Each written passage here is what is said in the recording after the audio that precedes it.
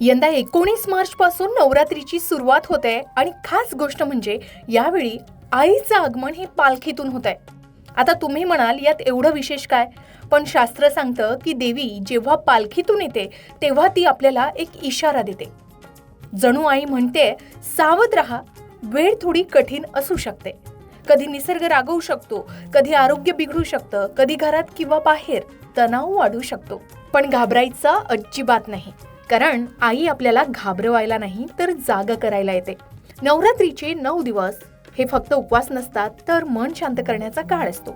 थोडा वेळ स्वतःसाठी काढावा, आईचं नाव घ्यावं आणि आईचे काही मंत्र म्हणावेत आणि सर्वात महत्त्वाचं म्हणजे कोणाला तरी मदत करावी. एखाद्या गरजवंताला किंवा कन्यापूजन या चैत्र नवरात्रामध्ये आवर्जून करावं, कारण आई यामुळे जास्त खुश होते. कारण जिथे दया आहे, प्रेम आहे, तिथे आईला प्रसन्न वाटतं. आणि खूप सुंदर गोष्ट, जरी आईचं आगमन पालखीतून होत असलं तरी तिचं प्रस्थान हत्तीवरून होणार आहे.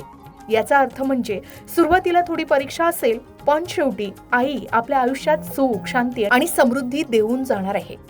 म्हणून या नवरात्रीत फक्त एकच ठरवा, काहीही झालं तरी मी माझ्या श्रद्धेवर ठाम राहणार, कारण आई आपल्या सोबत नेहमीच असते, प्रत्येक क्षणी असते. आता चैत्र नवरात्रीत देवीच्या पालखीतून आगमनाविषयी सविस्तर बोलायचं झालं तर यंदा चैत्र नवरात्रीची सुरुवात ही गुरुवार दिनांक 19 मार्च 2026 पासून होत आहे. हिंदू शास्त्रानुसार नवरात्रीची सुरुवात ज्या वारी होते त्यावरून देवीचं वाहन निश्चित केलं जातं. 2026 मध्ये चैत्र नवरात्रीची सुरुवात ही गुरुवारी होत असल्याने देवीचं आगमन हे पालखीतून होणार आहे. ज्योतिषशास्त्र आणि देवी भागवतानुसार देवीचे प्रत्येक वाहन विशिष्ट संदेश किंवा फळ घेऊन येते. पालखी किंवा डोली हे वाहन सहसा अस्थिरता किंवा मोठ्या बदलांचे प्रतीक मानले जाते, जसे नैसर्गिक आपत्ती. देवीचे पालखीतून आगमन म्हणजे निसर्गाच्या रौद्र रूपाचे संकेत मानले जातात. यामुळे अतिवृष्टी, भूकंप, युद्ध किंवा हवामानातील मोठे बदल होण्याची शक्यता वर्तविली जाते. त्याचबरोबर पालखी हे आजारपण किंवा महासाथीचे प्रतीकही मानले जातात. त्यामुळे या काळात आरोग्याची काळजी घेणं महत्त्वाचं आहे. एवढंच नाही तर देश दुनियेच्या आर्थिक स्थितीवर चढ उतार किंवा राजकीय अस्थिरता येण्याची शक्यता ज्योतिष तज्ज्ञ व्यक्त करतात. शास्त्रात पालखीच्या आगमनाला अशुभ मानलं जात असलं तरी भक्तांसाठी हा काळ साधना, संयमाचा असतो. संकट टाळण्यासाठी किंवा त्याचा प्रभाव कमी करण्यासाठी विशेषतः प्रार्थना आणि भक्तीवर भर दिला जातो. देवीचं पालखीतून आगमन म्हणजे आईने आपल्याला सावध राहण्याचा इशारा दिला आहे असं समजून शिस्तबद्ध पद्धतीने जीवन जगणं फायदेशीर ठरू शकतं. जसे आगमन महत्त्वाचे आहे तसेच प्रस्थानही महत्त्वाचे असते. यंदा चैत्र नवरात्रात देवीचे प्रस्थान हत्तीवरून होणार आहे. शास्त्रात देवीचे हत्तीवरून जाणे अत्यंत शुभ मानले जाते, कारण हे प्रस्थान सुख, समृद्धी आणि चांगल्या पावसाचे प्रतीक मानले जाते. जाताना देवी धन, धान्य आणि समृद्धीचे आशीर्वाद देऊन जाते असं मानले जातं. आता यंदाच्या चैत्र नवरात्राचा शुभमुहूर्त बघूयात. घटस्थापना 19 मार्च रोजी होणार आहे. काहींच्या मते अष्टमी तिथी 26 मार्च रोजी आहे आणि याच दिवशी श्री रामनवमी सुद्धा आहे. तर काहींच्या मते 27 मार्च रोजी रामनवमी साजरी केली जाणार आहे. यासाठी आपण तज्ज्ञांचा सल्लाही घेऊ शकता. आता घटस्थापना करण्याचा 19 मार्चचा शुभमुहूर्त आहे सकाळी 6:52 पासून ते सकाळी 7:43 हा प्रथम मुहूर्त आहे.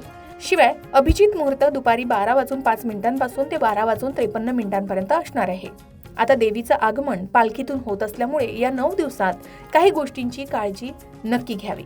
जसे ऋतू बदलामुळे आणि शास्त्रीय संकेतामुळे खाण्यापिण्यावर नियंत्रण ठेवावं.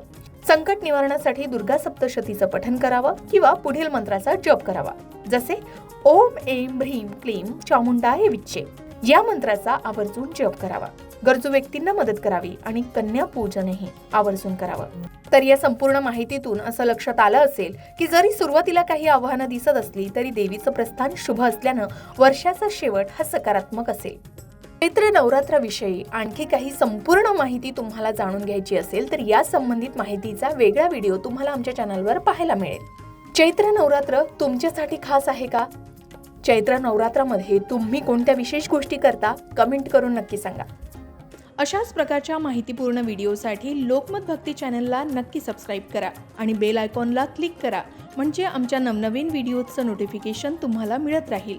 तसेच योग्य आध्यात्मिक मार्गदर्शनासाठी लोकमत भक्तीच्या फेसबुक पेज आणि इन्स्टा पेजला लाईक आणि फॉलो करायला विसरू नका.